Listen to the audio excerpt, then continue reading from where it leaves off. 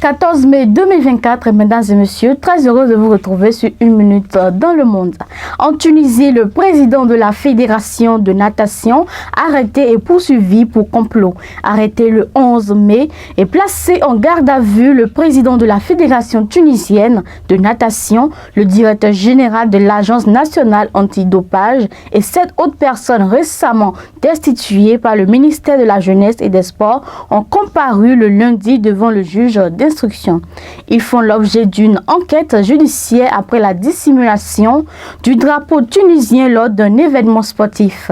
Les 9 hommes sont accusés de complot contre la sûreté intérieure de l'État, d'attentats visant à modifier la forme du gouvernement, d'incitation à s'armer les uns contre les autres ou à provoquer le désordre, le meurtre ou le pillage sur le territoire tunisien et d'atteinte publique au drapeau tunisien, a précisé Mohamed Sadok Jouini, porte-parole du tribunal de Ben Arous, dans une déclaration au journal Le Monde. Ils encourent la peine de mort. Parmi les sanctions prises par l'Agence mondiale, la Tunisie est désormais interdite d'organiser des événements sportifs majeurs et son drapeau ne sera pas hissé lors des événements sportifs internationaux jusqu'à réintégration de l'ANAD, y compris lors des Jeux olympiques et paralympiques qui se tiendront à Paris pendant l'été. Le bilan des inondations et des coulées de lave froide atteint 50 morts en Indonésie. Les sauveteurs indonésiens ont retrouvé de nouveaux corps dans l'île de Sumatra après des importantes inondations et coulées de lave froide. Selon un bilan de l'Agence indonésienne de gestion des catastrophes, le bilan établi ce mardi 14 mai est de 50 morts et de 27 disparus. Les fortes crues ont également fait 37 blessés et entraîné l'évacuation de 3396 personnes, a rapporté dans un communiqué le porte-parole de l'agence, Abdul Mouari. En outre, 111 habitations ont été emportées et 120 autres ont subi des dégâts, selon un bilan fait le lundi de la BNPB. Des routes ont été transformées en rivières boueuses, envahissant des maisons et des édifices religieux et emportant les véhicules dans des cours d'eau voisins en crue après que de fortes pluies se sont abattues pendant plusieurs heures samedi soir sur 4 districts de l'ouest de l'île indonésienne. Précisant que les sauveteurs devraient agir vite pour sauver des vies, le responsable a demandé dans le même communiqué que des équipements lourds soient très vite déployés pour contribuer aux efforts de recherche. Un tour au Niger, une entreprise chinoise va reprendre l'extraction d'uranium après 10 ans d'interruption.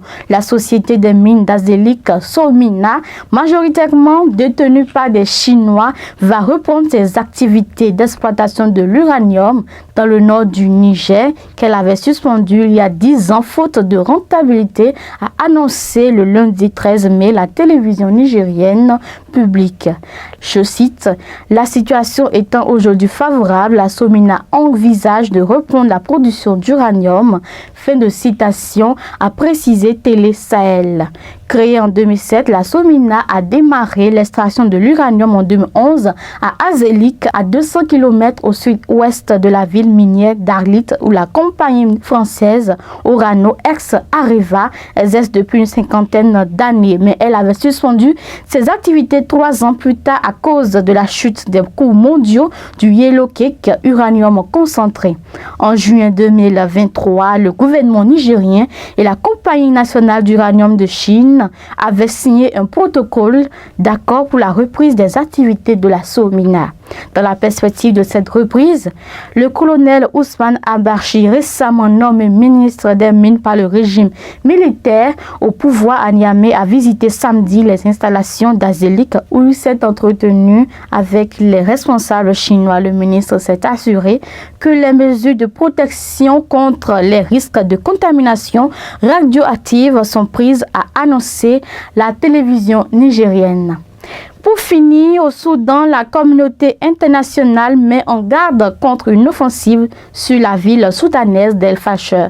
ONU, États-Unis, organisations humanitaires craignent un carnage en cas de prise de la capitale de Darfour Nord par les paramilitaires du général Hemedti. Les forces de soutien rapide se battent depuis maintenant 1 an contre les forces armées soudanaises et ont lancé depuis vendredi dernier plusieurs attaques pour tenter de prendre le contrôle de la ville. El Fasher est la seule des capitales du Darfour à être encore aux mains de l'armée régulière. Selon le Centre pour la résilience de l'information, 32 villages ont été incendiés par ces combattants en avril dernier dans un rayon de 50 km autour d'El Fasher. Aujourd'hui, ils encerclent la ville et seraient prêts à donner l'assaut. Selon un observateur, les paramilitaires sont numériquement plus nombreux, mais les rebelles du Darfour sont en train d'affluer vers El Fasher et semblent avoir le dessus. Ce sera tout pour cette session d'information. Merci de nous avoir suivis et à demain.